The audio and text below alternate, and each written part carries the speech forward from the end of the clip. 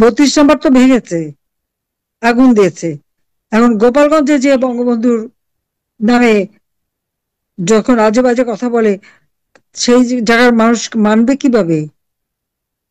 আর এদের অপকর্ম, এবং যখনই ওরা প্রতিবাদ করেছে, সাথে সাথে সেখানে গুলি, এবং এই সেনাবাহিনী যে সরাসরি গুলি করেছে। পুলিশ একটা ছাত্রকে ধরলো, দেখা যাচ্ছে তাকে গ্রেপ্তার করছে, ওমা, তাকে সরায় নিতে নিতে গুলি করে মেরে ফেলে দিল। গলার উপর বুট দিয়ে পাড়া দিয়ে ছেলেটা বেঁচে আছে, পা ধরে বসছে, পাতে হাত দিয়ে ঠেকাচ্ছে। তাদের এতটুকু মায়া হলো না এই সেনাবাহিনীর সৈনিক তার পায়ে গলার মধ্যে পাড়া দিয়ে বুট দিয়ে পিষে মারলো। আমার নিজের কাছে এখন দুঃখ হয়। আমি তো ভেবেছিলাম স্বাধীন বাংলাদেশের সামরিক বাহিনী জনগণের পাশে থাকবে। আমার কাছে ছেলেরা জিজ্ঞেস করেছে, আমি বলছি না, ওরা তোমাদের মধ্যে কিছু বলবে না, তারা তো গেছে ওখানকার শান্তি রক্ষা করতে। তারা আমাদের, এরা তো কোনো উস্কানিমূলক কিছু করেনি, অথচ হত্যা করলো তারা প্রকাশ্য দিবালোকে, সবাই দেখেছে। যে একদিকে পুলিশ, একদিকে সেনাবাহিনী, আর একদিকে ওই সেই কি নতুন এক পার্টি বানিয়েছে, তাদের অস্ত্রধারীরা। আমাদের ছেলেদের হাতে তো কোনো গুলি বন্দুক কিছু ছিল না। হ্যাঁ, তারা ঢিল ঢিল ছুঁড়েছে, এটা ঠিক। অনেক কষ্ট, অনেক দুঃখ, যে দেশটার জন্য 3 রাত পরিশ্রম করেছি, 4 ঘন্টা বেশি সময় আমি যে নেইনি, যেখানে সব দেশের উন্নয়নের কাজ করেছি। আমি অত্যন্ত দুঃখের সঙ্গে আজকে কথা বলছি। যে ঘটনা বাংলাদেশে ঘটেছে, এটা কল্পনাও করা যায় না। এই ধরনের গণহত্যা, আমার কাছে যেটা মনে হলো যে সেই 1981 পাকিস্তানি হানাদার বাহিনী যে অত্যাচার করেছিল, তার থেকে কয়েক গুণ বেশি অত্যাচার এবার করা হয়েছে। ঘরে ঘরে কারফিউ দিয়ে, বিদ্যুৎ বন্ধ করে দিয়ে, নারী পুরুষ নির্বিশেষে সকলকে হত্যা করা বা নির্যাতন করা, কোনো ফোন আসতে চালু করে। আমি এইভাবে দেখি নেই যে প্রত্যেকটা বাড়িতে ঢুকে ঢুকে ছোট শিশু, অত্যাচার, নির্যাতন, এবং কোনো ছেলে পেলে তাদেরকে ধরে নিয়ে যাচ্ছে। এখনো খবর পাওয়া যাচ্ছে যে যাদেরকে ধরে নিয়ে গেছে, উস্কানিমূলক বক্তব্য দেওয়া, এটা কি মানুষ গ্রহণ করতে পারে? যে ওই মাটিতে জাতির পিতা বঙ্গবন্ধু শেখ মুজিবুর রহমান সম্পর্কে যে সমস্ত মন্তব্য ছেলেরা করেছে, অথচ যারা এই সমস্ত মন্তব্য করলে তারা একসময় কিন্তু ছাত্রলীগ ছিল, এবং তাদের যদি অতীতে দেখবেন বঙ্গবন্ধুর নাম দিয়ে কত সুন্দর সুন্দর কথা তারা বলে, আজকে হঠাৎ সবকিছু মুজিববাদ শেষ করে দেবে, বঙ্গবন্ধুর নাম মুছে ফেলে দেবে, গোপালগঞ্জ শেষ করে দেবে। এই এত বেয়াদবেরা কোথা থেকে শিখলো? দেশটা স্বাধীন করেছে কে? জাতির পিতা বঙ্গবন্ধু শেখ মুজিবুর রহমান। নিজের জীবনটাকে সে উৎসর্গ করেছে, সেটা তারা জানে না? সেই 1948 সাল থেকে ভাষা আন্দোলন থেকে শুরু করে স্বাধিকার আদায়ের আন্দোলন, স্বাধীনতা অর্জন, 71 মুক্তিযুদ্ধের বিজয়, সবই তো জাতির পিতা বঙ্গবন্ধু শেখ মুজিবুর রহমানের নেতৃত্বে হয়েছে। আমি আজকে তার প্রতি শ্রদ্ধা জানাই জাতীয় 4 নেতার প্রতি, 30 লক্ষ শহীদের প্রতি, 2 লক্ষ মা বোনের প্রতি। 15ই আগস্ট জাতির পিতা বঙ্গবন্ধু শেখ মুজিবুর রহমানকে নির্মম ভাবে হত্যা করলো। কিন্তু সাদা সাদা জীবন যাপন করতেন। একজন রাষ্ট্রপতি, তিনি ওই ধানমন্ডি 32 নম্বরে ওই বাড়ি, যে বাড়ি থেকে তিনি স্বাধীনতা ঘোষণা দিয়েছিলেন, সেই বাড়িতেই তো ছিলেন। একটা ধারণা ছিল বাঙালি কখনো তার গায়ে হাত দেবে না, তাকে মারবে না, কারণ এদেশের মানুষকে তিনি গভীরভাবে ভালোবেসেছেন। আর সেই ভালোবাসা দিয়েই তিনি এই দেশকে গড়ে তুলেছেন, একটা যুদ্ধ বিধ্বস্ত দেশকে গড়ে তুলেছেন। কিন্তু একই সাথে 15ই আগস্ট 1975 সাল বাংলাদেশের রাষ্ট্রপতি জাতির পিতা বঙ্গবন্ধু শেখ মুজিবুর রহমান, আমার বাবা, তাকে নির্মমভাবে হত্যা করেছে। একই সাথে আমার মা, আমার 3 ভাই, কামাল জামালের নবপরিণীত বধূ সুলতান রোজিকে, আমার ছোট্ট ভাইটা মাত্র 10 বছরে, তাকে হত্যা করলো। আমার একমাত্র চাচা শেখ আবু নাসেরকে হত্যা করেছে। এরা সবাই তো মুক্তিযোদ্ধা। কামাল, জামাল, শেখ আবু নাসের প্রত্যেকে মুক্তিযোদ্ধা, হাতে অস্ত্র নিয়ে সরাসরি যুদ্ধ করেছে তারা। আর সে মেজুপুর বাড়িতে যে শেখ ফজলুল হক মনি তার অন্তঃসত্ত্বা স্ত্রীকে হত্যা করেছে। শেখ ফজলুল হক মনিও তো একজন মুক্তিযোদ্ধা, ছাত্র জীবন থেকে সে সংগঠন করেছে। সেজুপুর বাড়িতে যে মুক্তিযুদ্ধের সংগঠক আব্দুল হাসান সাহেব আমার ফুপা, এবং তার 10 বছরের ছেলে আরিফ, বেবি 13 বছরের মেয়ে, 4 বছরের নাতি সুকান্ত, আবু নাসরাত আবদুল্লার ছেলে, তাকে পর্যন্ত হত্যা করলো। এবং এইভাবে 13 জন সদস্য, মিলিটারি সেক্রেটারি ব্রিগেডিয়ার জামিলকে হত্যা করেছে, পুলিশ অফিসার সিদ্দিকুর রহমানকে হত্যা করেছে, সাংবাদিক, মুক্তিযোদ্ধা শহীদ সানিবাদ এবং সাংস্কৃতিক কর্মী রেন্টুকে হত্যা করেছে। আমি সকল রাস্তার মাগফিরাত কামনা করে এটুকু বলবো যে হত্যাকাণ্ডের মধ্য দিয়ে বাংলাদেশের চেতনা, স্বাধীনতার চেতনা, মুক্তিযুদ্ধের চেতনা নস্যাৎ করতে চেয়েছিল।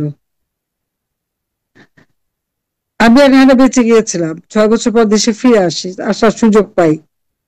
তারপর থেকে দেশের জন্য কাজ করেছি। যখনই সরকার এসেছি জনগণের সেবক হিসেবে কাজ করেছি, মানুষের কল্যাণ করেছি। কেউ তো বলতে পারবে না যে ধন সম্পদ বানানোর জন্য, টাকা বানানোর জন্য আমরা রাজনীতি করি না। বাংলাদেশের জনগণের কল্যাণে কাজ করেছি, জনগণকে দারিদ্র্যের হাত থেকে মুক্ত করেছি, তাদের জীবন মান উন্নত করেছি। 96 থেকে 2001, 5 বছর সময় পূর্ণ করে শান্তিপূর্ণভাবে ক্ষমতা হস্তান্তর করেছে। বাংলাদেশের ইতিহাসে একটি বারই মাত্র শান্তিপূর্ণভাবে ক্ষমতা হস্তান্তর হয়েছিল। বিএনপি জামাতের দুঃশাসনের ফলে এমার্জেন্সি হয়, 2টা বছর আবার কষ্ট, মানে 2001 থেকে 2008 মানুষের জীবনে নাবিশ্বাস উঠে গিয়েছিল। 2008 যে নির্বাচন হয় সেই নির্বাচনে আওয়ামী লীগ এককভাবে 48% ভোট পেয়ে 233টা সিট পায়। আমরা 259টা সিটে নির্বাচন করেছিলাম, আর 41টা সিট আমরা শরিকদের দেই। আর বিএনপি 300 সিটে নির্বাচন করে জামাতকে নিয়ে 20 দলীয় জোট, পেয়েছিল মাত্র 32% ভোট। তা আওয়ামী লীগের অপরাধটা কি? জনগণ আমাদের ভোট দিয়েছে, আমরা জনগণের আস্থা বিশ্বাস অর্জন করেছি, জনগণের জন্য কাজ করেছি। 2009 সাল থেকে 2024 সালের 5 আগস্ট পর্যন্ত অনেক বাধা, অনেক কিছু এসেছে, কিন্তু সব অতিক্রম করে জনগণের কল্যাণে, জনগণের উন্নয়নের জন্য, দেশের উন্নতির জন্য কাজ করে বাংলাদেশকে বিশ্ব দরবারে উন্নয়নশীল দেশ হিসেবে মর্যাদা এনে দিয়েছি। আওয়ামী লীগের অগণিত নেতাকর্মী দিনরাত অক্লান্ত পরিশ্রম করেছে। আমাদের সহযোগী সংগঠন এবং আওয়ামী লীগ যে কোনো দুঃসময়ে মানুষের পাশে দাঁড়িয়েছে। ঝড়, বন্যা, বৃষ্টি, বাদল, কোভিডের সময় নিজেদের জীবনকে বিপন্ন রেখে সেই আমাদের প্রশাসন এবং পুলিশের সাথে একসাথে হাত মিলিয়ে, যেখানে আত্মীয় স্বজন পর্যন্ত লাশ নেয় নাই, সেখানে আমাদের আওয়ামী লীগের নেতাকর্মী, আমাদের ছাত্রলীগ, যুবলীগ, স্বেচ্ছাসেবক লীগ, মহিলা সকলে মিলে কাজ করেছে। পুলিশ তারা কাজ করেছে। যে রোগী হবে তাকে হাসপাতালে নিয়ে যাওয়া, অক্সিজেন কোথায় পাওয়া যাবে সে ব্যবস্থা করে দেওয়া, মৃত্যুর পরে সৎকার করে দেওয়া অথবা কাফন দাফনের ব্যবস্থা করে দেওয়া, এই সমস্ত কাজ। এমনকি কৃষক ধান কাটতে পারে না, ছাত্রলীগে বলার সাথে সাথে তারা নেমে গেছে, সাথে সাথে আমাদের অন্য সহযোগী সংগঠন হয়ে গেছে, ধান কেটে কৃষকের ঘরে পৌঁছে দেওয়া হয়েছে। আমাদের মেয়েরাও পিছিয়ে থাকেনি। তা আমাদের অপরাধটা কি হলো? আওয়ামী লীগের আমলে বাংলাদেশ তো উন্নতি করেছে, আর আজকে একটি ব্যক্তি ক্ষমতার লোভী 2007 সালে দল করতে এসে যে ব্যর্থ হয়, এই ডক্টর ইউনূস, আর তার ক্ষমতার লোভ এবং দেশ বিক্রি করার পুস্তিকা দিয়ে, বন্দুকের নল দিয়ে সন্ত্রাসী, জঙ্গি, তাদের সহযোগিতা নিয়ে, তাদেরকে ব্যবহার করে, তাদের কাঁধে চেপে ক্ষমতা দখল করেছে। আর এই ক্ষমতা দখলের জন্য এই ইউনূসের মেট্রোলজিক্যাল, সে যে ডিজাইন করে আসছে, তার যে সূক্ষ্ম একটা পরিকল্পনা, তার যে একটা চক্রান্ত, একটা ষড়যন্ত্র, এই ষড়যন্ত্রের মধ্য দিয়েই সে যে ক্ষমতা এসেছে। আজকে আবু সাইদের হত্যা, মুগ্ধর হত্যা, প্রত্যেকটা হত্যাকাণ্ডের জন্য ইউনূস নিজের দায়ী। এবং আমি নিজে সেখানে এই হত্যার পর আমি জুডিশিয়াল এনকোয়ারি কমিটি করে দিয়েছিলাম। ডক্টর ইউনূস সেই জুডিশিয়াল এনকোয়ারি কমিটিকে কাজ করতে দেয় নাই। এবং এদের যে হত্যাকাণ্ড এবং যারা আহত হয়েছিল তাদের প্রত্যেকের চিকিৎসা ব্যবস্থা আমি করেছি, সে যেই হোক। আমি এখানে দল মত দেখি না। সেই জায়গায় যখন বুলেট পাওয়া গেল 7.62, ইউনূসের উপদেষ্টা ব্রিগেডিয়ার শওকত যখন বললেন যে এই বুলেট সিভিলিয়ানদের হাতে তদন্ত করতে হবে, সঙ্গে সঙ্গে তাকে সরিয়ে দিল। ইউনূসের তো সবকিছু মেটিকুলাস ডিজাইনের মাধ্যমে করা। তার মেটিকুলাস ডিজাইনের অর্থই হচ্ছে চক্রান্ত, ষড়যন্ত্র। এবং তার মাস্টার মাইন্ড। কারা মাস্টার মাইন্ড? আজকে এদেরকে দিয়ে দল করিয়েছে। একসময় যারা ছাত্রলীগ করতো, ছাত্রলীগের যত বদনাম, যত রকম অপকর্ম তারা সেখানে করে এসেছে। আর এই ইউনূসের টাকা ডিপ এস্টেট, ইরেসেট, ধনকুবের সোর্সের টাকা, আর ইউনূস যত টাকা গ্রামীণ ব্যাংকের আর টেলিকমিউনিকেশন টাকা যেগুলি সব মেরে খেয়েছিল, হাজার হাজার কোটি টাকার মালিক। ডক্টর ইউনূসকে জিজ্ঞাসা করি আমি, 6,000 টাকা বেতনের একজন এমডি, সে এত হাজার কোটি টাকার মালিক হয় কিভাবে? কোন জাদুর বলে? এবং ক্ষমতা দখল করেছে তো সেই টাকা, অস্ত্র, অর্থ, বন্দুকের নলের মাধ্যমে। আর যত জঙ্গিদের ছেড়ে দিয়েছে, আওয়ামী লীগের অগণিত নেতা কর্মী, তাদেরকে গ্রেপ্তার করে তাদের উপর অত্যাচার।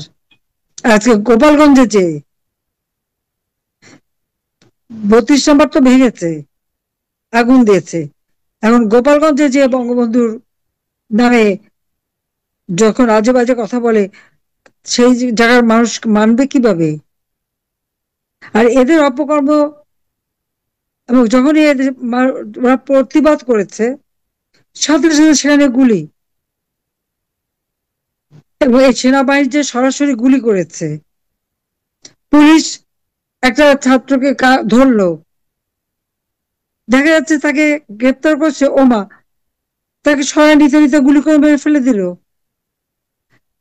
গলার উপর বুট দিয়ে পাড়া দিয়ে ছেলেটা বেঁচে আছে, পা ধরে বসছে, পাতে হাত দিয়ে ঠেকাচ্ছে। তাদের এতটুকু মায়া হলো না এই সেনাবাহিনীর সৈনিক তার পায়ে গলার মধ্যে পাড়া দিয়ে বুট দিয়ে পিষে মারলো। আমার নিজের কাছে এখন দুঃখ হয়। আমি তো ভেবেছিলাম স্বাধীন বাংলাদেশের সামরিক বাহিনী জনগণের পাশে থাকবে। আমার কাছে ছেলেরা জিজ্ঞেস করেছে, আমি বলছি না, ওরা তোমাদের বিরুদ্ধে কিছু বলবে না। তারা তো গেছে ওখানকার শান্তি রক্ষা করতে। তারা আমাদের, এরা তো কোনো উস্কানিমূলক কিছু করেনি। অথচ হত্যা করলো তারা প্রকাশ্য দিবালোকে, সবাই দেখেছে যে একদিকে পুলিশ, একদিকে সেনাবাহিনী, আর একদিকে ওই সেই কি নতুন এক পার্টি বানিয়েছে তাদের অস্ত্রধারীরা। আমাদের ছেলেদের হাতে তো কোনো গুলি বন্দুক কিছু ছিল না।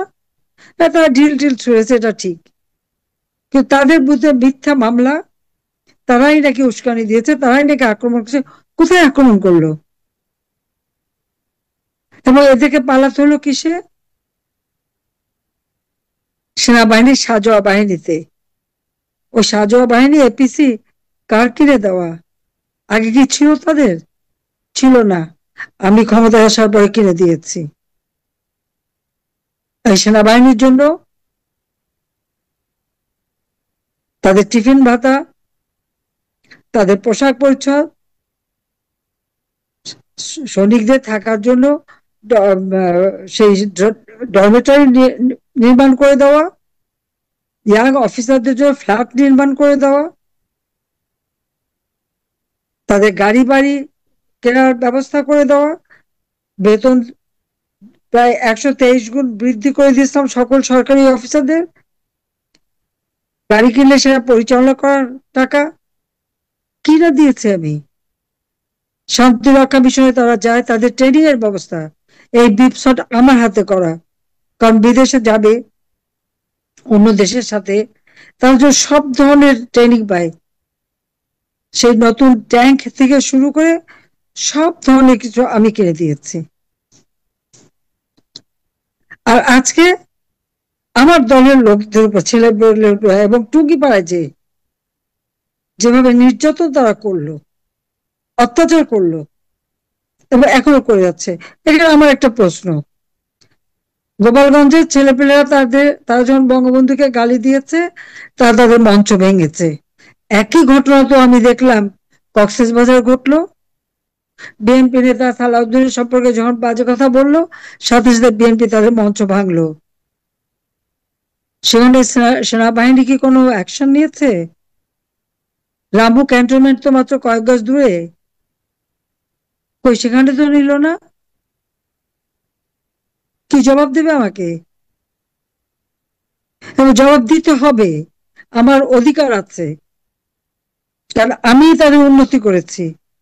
নতুন নতুন ক্যান্টনমেন্ট করা, প্রমোশনের ব্যবস্থা করা, আধুনিক সরঞ্জামাদি কিনে দেওয়া, তাদেরকে ট্রেনিং দেওয়া, এমনকি নামের পদবি, আগে তো শুধু ব্রিগেডিয়ার বলা হতো, ব্রিগেডিয়ার জেনারেল, এবং সেই সৈনিকদের থেকে শুরু করে প্রত্যেকের ঠিক আন্তর্জাতিক মানের পদবি দিয়ে, পোশাক পরিচ্ছদ, training, NDC, BIPSOT, war college, MIST, medical college, BUP university, সবই তো আমার করে দেওয়া।